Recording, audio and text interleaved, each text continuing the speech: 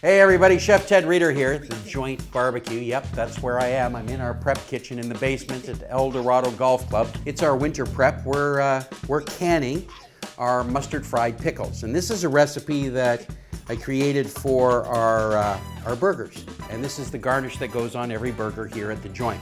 We make our burgers from ground chuck and brisket, 50-50 combination. We grind in-house, we form them, we cook them on live fire charcoal, and we make a mighty tasty burger. The Joint Barbecue, Brooklyn, Ontario. Not Brooklyn, New York, Brooklyn, Ontario. Okay, don't forget that. So we want to mix this. So what we've got... Dad. Hey, Doug. Oh, there you are. Yeah, I'm working. Oh, were you taking a nap under the... No, you told me to come and give you a hand. Yeah, for free. Well, I don't know how much am I getting. You're not getting anything today. I'll take you for a beer later. A beer? Well, 12. I see you're wearing your finest New Zealand All Blacks. Are you a rugby fan? Actually, I am a rugby fan. Our buddy Kevin that comes on the films, he was on the Canadian rugby team. He was the hooker. Well, he's got a head on him. Like it's like the size of a melon. It's huge and it's solid like a rock, right? You want to know a story about Kevin's head? I'm going to tell you a true story. He was playing rugby for the Wanderers Rugby Club in Ajax, and he was a very good player, the best player probably on the team. He collided with this two guys' head on, and apparently I wasn't there, but the guys all told me. He said you could hear the crack so bad, you could hear it from the sidelines. So the team doctor that was there, they said, you should go down to the hospital and get your head x-rayed because the other guy's down. And he's like, well, I'll just keep playing. No, you got to go down to Ajax Hospital. Not the really best hospital one. He goes down. You're not helping the Ajax Hospital people. No, the Ajax Hospital is not really the best. Don't go to the Ajax Hospital. Better go to Oshawa. No, Sunnybrook. Go to Sunnybrook or St. Mike. I like to get airlifted to Sunnybrook if I have a problem. So they had to do an x-ray in his head. They had to ask him back to get the x-ray, because they had to turn up the voltage or whatever it is in your head because his skull is too thick to go through. That's a true story too.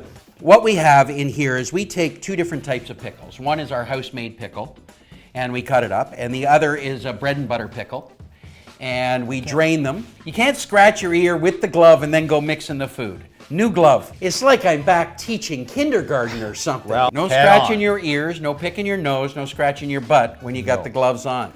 All right? We take those pickles and we roast the pickles to remove some moisture and get some caramelization on them. If you look at the ones down here, the bread and butters, they're nicely charred.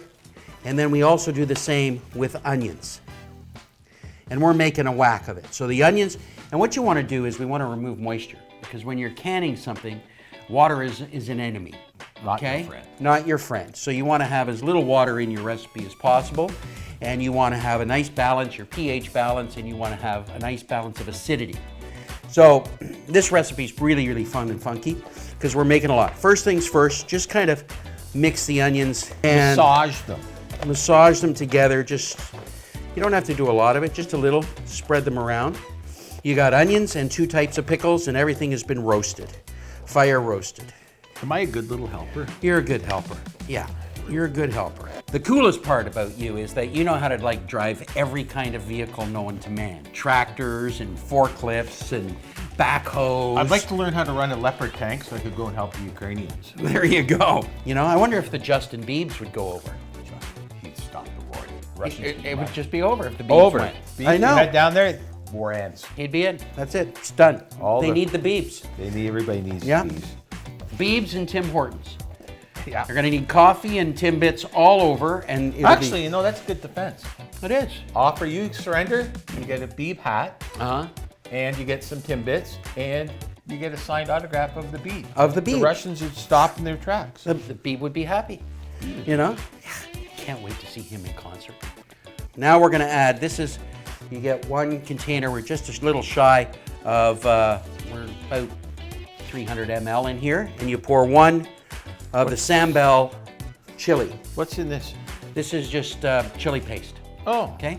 Fermented chili paste. And so do you have any problem telling everybody what's in this stuff? And they'll never duplicate this. Because you'd be happy if they did this at home. Right? They want to make it at home, but you know what? They're going to be able to come to the Joint and get it in a jar. That's right. This stuff is really good. And it takes a bit of time. All the cutting of the pickles and the roasting of the onions. And then you're going to add 500 ml of maple syrup.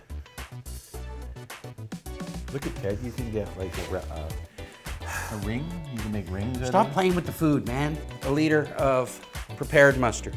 It's a messy job. It's a messy one.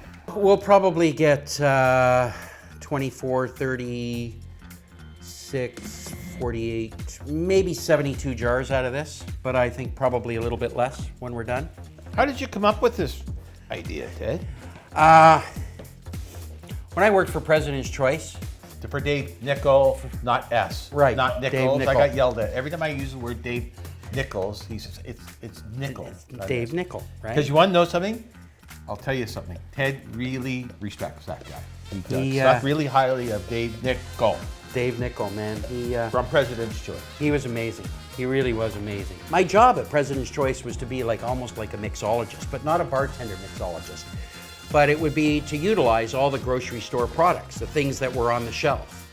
And Insider report. Insider's report. So I created recipes. And so, you needed to use the store products. You weren't making mustard from scratch. You weren't making mayonnaise from scratch. You were using the PC products. And so and then when I went to work in large quantity food in hotels and places, things evolve. And my aunt used to make a mustard pickle, Aunt Corliss. And she would make this mustard pickle, and it was amazing. And it wasn't like this, but this is where it started. Well, my mom used to do the same thing. Whatever she had left in the fridge, because she Right. kind of was letting go on cash on the Fridays. Right. Dad sometimes wouldn't get enough money for food. We had whatever was left over. Didn't taste so good. A lot of cabbage. A lot of cabbage. Nothing wrong with a good cabbage, right? Yeah, well, you didn't have my mom's cabbage. So now we've added the salt and pepper. What, does this one go in here too? Yeah, that one's got to go in there. And the key is you got to drain the pickles. And don't throw out the brine, save it. You can pickle things like eggs with it. Oh, wow. And Oh, use it you to should have pickle your Ted's wings. eggs.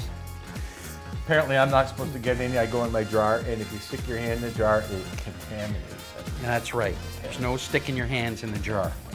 Okay, I have your own jar for you with just that. When the what the fuck eggs are ready. I'm still waiting for my paycheck for helping me do that, too. Were you rent free last week?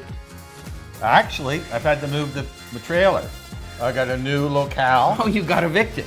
I got cheap Doug kicked me out. What are you gonna say? But I got a better spot anyway, so whatever. Anyway, it's great. It's Okay, gonna be a perfect. now I'm that it's fixing it up mixed. too. Now that it's mixed, this is cold, and I'm not going to double dip. Definitely doesn't need acid. It needs something. More salt and pepper. No. Well, it's got everything it needs. It's got a nice balance of heat. It's got the sweet from the maple syrup. It's got the crunch, flavor of the onions, the crunch of the pickles. It's got the acid of the pickles, and then it's got that prepared mustard, acid. This is going to go into our oven, and we're going to roast these until they're bubbling and boiling, and we're going to stir them up and get them all hot, and we're going to boil them hard in the oven at 450 degrees. We're going to take them out, and then we're going to can them, and then we're going to have our mustard fried pickles and onions. That's what we call them. Well, there's no double dipping allowed because No, it's just there's it's none here. contamination, right? And But you want to know something, folks? This is awesome when it's done.